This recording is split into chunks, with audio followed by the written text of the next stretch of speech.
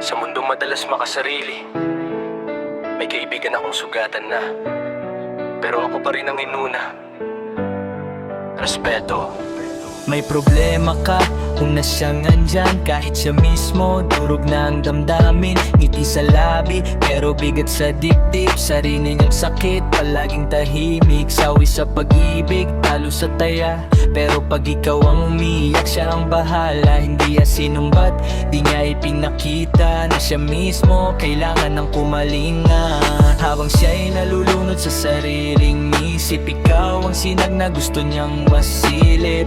Ganito ba ang tunay na kaibigan? Kahit wasak na, ikaw pa rin ang unahan. Kaibigan kong sawi pero ako ang inuna. Sarili niyang luha, tinagong pusa. Kahit mundo niya gumuhot na sira, ako pa rin ang piniling intindihin niya. Kaibigan kong sawi pero ako ang inuna. Sarili niyang luha, tinagong pusa. Kahit mundo niya gumuhot na sira, ako pa rin ang piniling intindihin niya. Salamat bro, di ko to kakalimutan. Darating ang araw, ikaw naman ang aalagaan. Tahimik lang siya, pero malalim. Di siya humihingi, sanay na sa sakit.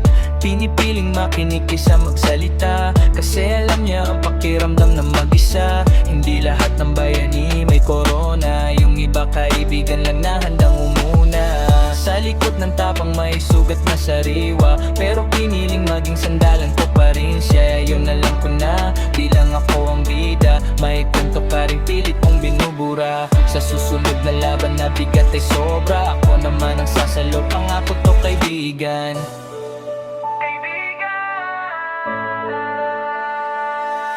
Kaibigan ko sawi pero ako ang inuna. Sarili niyang luha, tinagong kusa. Kahit mundo niya gumuhot na sira, ako pa rin ang piniling intindihin niya. Kaibigan kong sawi pero ako ang inuna. Sarili niyang luha, tinagong kusa. Kahit mundo niya gumuhot na sira, ako pa rin ang piniling intindihin niya. Sa kaibigan marunong umintindi, kahit siya nasasaktan, hindi ka nag-iisa. Ayun, klako na. Kaibigan kong sawi